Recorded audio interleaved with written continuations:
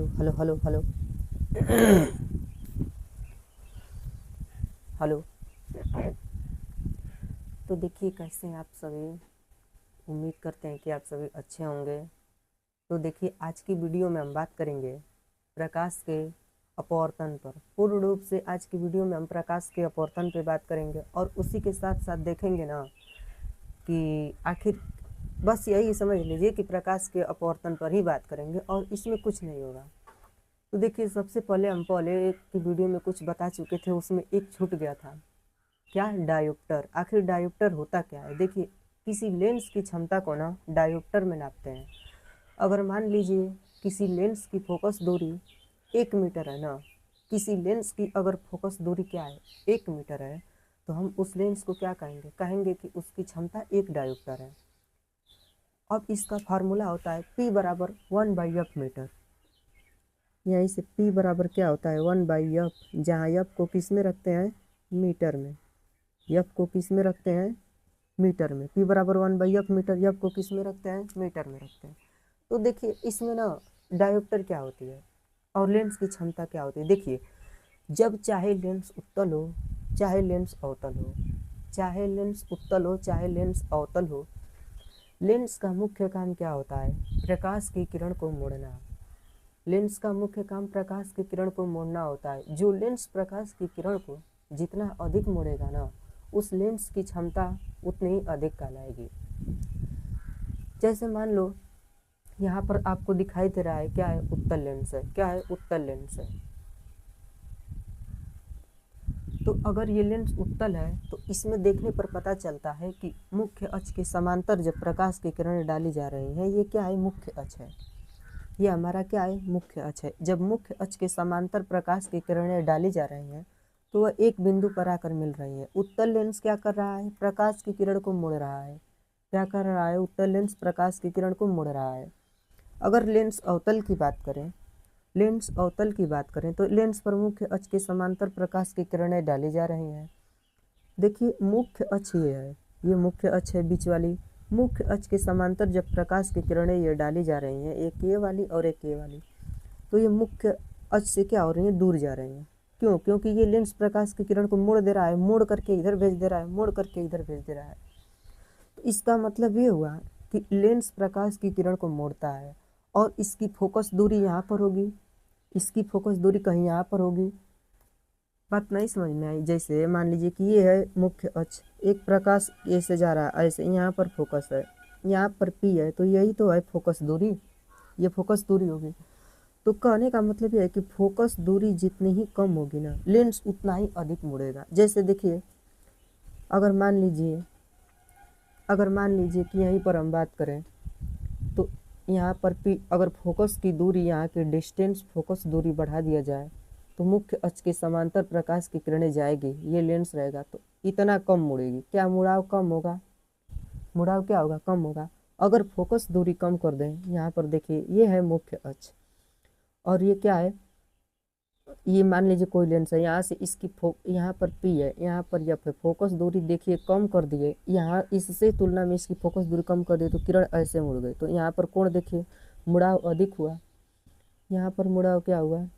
अधिक हुआ और यहाँ पर मुड़ाव क्या हुआ? कम हुआ।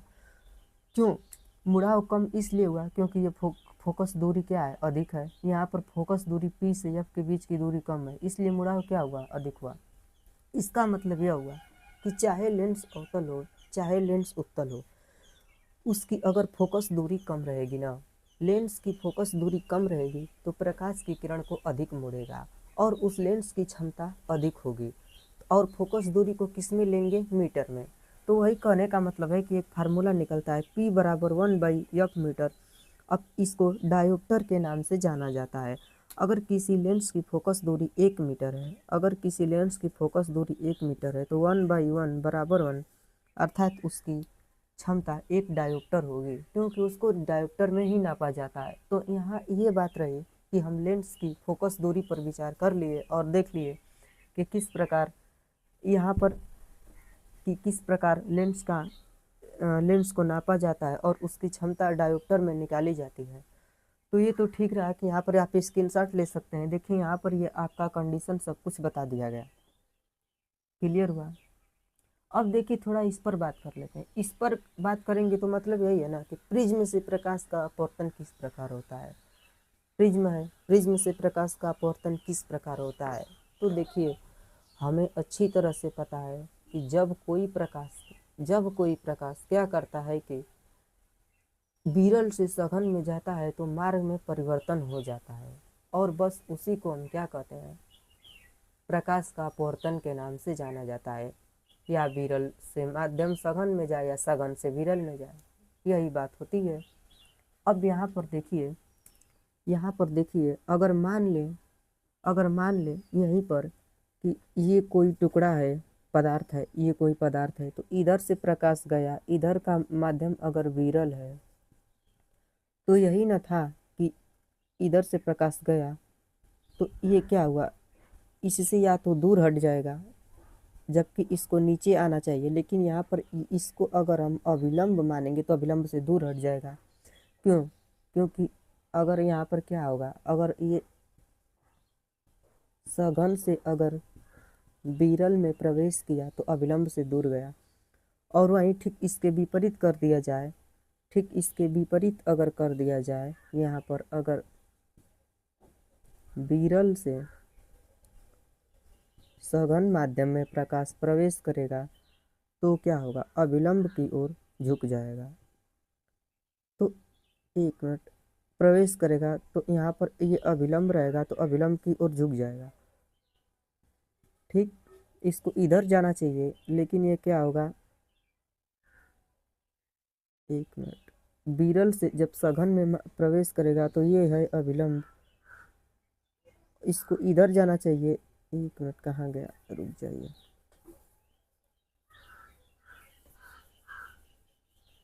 देखिए ये सघन से अगर विरल में प्रकाश प्रवेश करता है तो यहाँ पर देखिए क्या है, ये सघन से जा रहा है किसमें, विरल में, तो यहाँ पर कोई अभिलंब डाला जाएगा तो क्या होगा, ये रहा अभिलंब, तो सघन से जब विरल में जाएगा तो अभिलंब से क्या हो जाएगा, इधर की ओर आ जाएगा, अभिलंब से क्या होगा, दूर हो गया।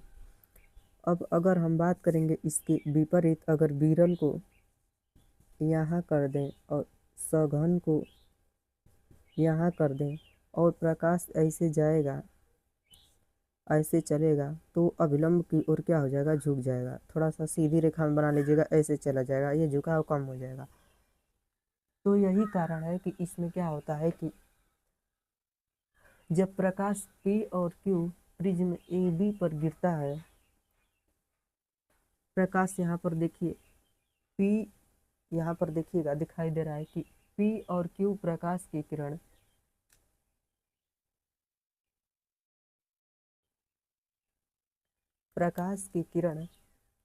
P और Q जब AB पर गिरती है, परत पर गिरती है, प्रकाश की किरण PQ जब AB पर गिरती है तो देखिए यहाँ पर एक अविलंब डाला गया है कि EQDC, नहीं P कर दें, कहा एक P कर देते हैं, तो अविलंब EQP से प्रकाश की किरण क्या होती है, देखिए दूर हट जा रही है। देखिए PQ प्रकाश की किरण डाली जा रही है तो PQE अविलंब से क्या हो जा रही है, दूर हट जा, ये अविलंब इधर डाला गया है, प्रकाश की किरण Q और R हो जा रही है, अर्थात यहाँ पर देखिए अविलंब ये है, इससे ये क्या हो रही है, दूर हट जा रही है। तो ये रहा सघन, ये प्रिज्म क्या हुआ, विरल। अब फिर प्रिज्म विरल हुआ, नहीं ये रहा विरल माध्यम बाहर का, और ये प्रिज्म क्या रहा, सघन माध्यम। अब फिर प्रिज्म सघन से जब बाहर प्रवेश करती है प्रकाश की किरण, देखिए ये प्रिज्म क्या है, सघन माध्यम है, सघन से जब बाहर प्रवेश करती, एक मिनट यहाँ पर लिख दे, देखिए बाहर क्या है, विरल माध्यम है, प्रिज्म क्या हो गया हमारा, सघन माध्यम, फिर ये बाहर क्या है, विरल माध्यम। अब समझ में आएगा। तो देखिए जब विरल माध्यम से PQ प्रकाश की किरण जा रही है तो अविलंब क्या है, कहाँ गया अविलंब, DQ हो गया, D, अरे QD को अविलंब मानेंगे, हाँ गलती हो गया था, QD को अविलंब मानेंगे तो देखिए QD से प्रकाश की किरण दूर हट जा रही है। क्यों, एक मिनट, कहाँ गया यार, गलत बता, रुक जाइए। हाँ, अविलंब की ई क्यू पी से अविलंब की ओर झुक जा रही है, ये झुका हुआ है। ये क्या है, झुका हुआ है, ये वाला अविलंब की ओर झुक जा रही है। पी क्यू प्रकाश की किरण, क्यों, क्योंकि ये सघन माध्यम है। अब क्यू और आर प्रकाश की किरण, क्यू और आर प्रकाश की किरण क्या हो रही है कि ये सघन माध्यम में चली आई। अब सघन माध्यम से क्यू आर प्रकाश की किरण पुनः विरल माध्यम में जाती है, तो अविलंब विरल ये वाला कौन सा है, ई आर यम अविलंब है। तो जब ई आर यम अविलंब है तो यहीं से देखिए ई इससे क्या हो रही है, दूर हट जा रही है, ये दूरी बढ़ गई ना इसकी, तो ई आर यम अविलंब से दूर हट जा रही है। और ठीक यहाँ पर भी वैसे ही बताया गया है कि अगर विरल से सघन में प्रवेश करें तो यहाँ से क्या अविलंब की ओर झुक जा रही है, क्योंकि पी क्यू ई अविलंब अविलंब की ओर झुक जा रही है। देखिए यहाँ पर भी अविलंब की ओर कब झुक रही है, जब विरल से सघन में जा रही है, देखिए झुक गई। अब देखिए सघन माध्यम क्यू और आर है, तो जब क्यू और आर है ये टोटल प्रिज्म है, तो सघन माध्यम से जब फिर विरल में आ रही है तो देखिए ई आर एम अविलंब से क्या हो रही है, दूर हट जा रही है और आर एस दिशा बना ले रही है। देखिए ये दूरी बढ़ गई इसकी। अब यहाँ पर भी देखिए सघन से विरल में जा रही है, यहाँ पर देखिए सघन से विरल में जा रही है, इसलिए अविलंब से क्या हो रही है, दूर हट जा रही है। तो देखिए इतनी बात आज बता दिए कि किस प्रकार प्रिज्म में प्रकाश का अपवर्तन होता है। अब देखिए प्रिज्म जो है सूर्य की प्रकाश की किरण को 7 रंगों में विभाजित कर देता है। ऐसा क्यों होता है, प्रिज्म सूर्य की किरण को 7 रंगों में विभाजित करता है। इसका मेन कारण यही है कि अलग अलग रंगों के लिए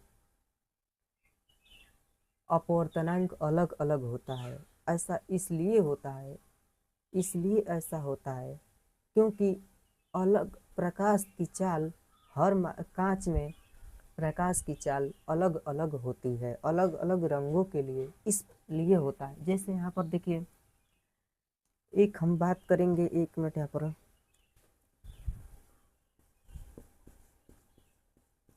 बैगनी प्रकाश की चाल कम होती है और लाल प्रकाश की चाल अधिक होती है। बैगनी की चाल कम तथा लाल प्रकाश की चाल अधिक होती है, किसमें, कांच में। जैसे प्रिज्म क्या है, कांच का टुकड़ा है, तो कांच में बैगनी की चाल कम तथा लाल प्रकाश की चाल अधिक होती है। और अपवर्तनांक जो है ठीक इसके विपरीत होता है। अब यहाँ पर हम बात करें अपवर्तनांक की, तो अपवर्तनांक बैगनी का अधिक तथा लाल का कम होता है। देखिए बैगनी की चाल कम होती है, लाल की चाल अधिक होती है, किस समय, कांच में, क्योंकि प्रिज्म कांच का है। और अपवर्तनांक जो है बैगनी का अधिक और लाल का कम होता है। देखिए बैगनी का चाल कम हुई तो अपवर्तनांक अधिक हुआ, लाल की चाल अधिक, अपवर्तनांक कम, किसमें होता है, कांच में। तो चलिए आज की वीडियो में बस इतना ही, बाकी हम अगली वीडियो में बात करेंगे प्रकाश के अपवर्तन पे। अगले वीडियो में अगली टॉपिक पर बात करेंगे और उसको समझेंगे।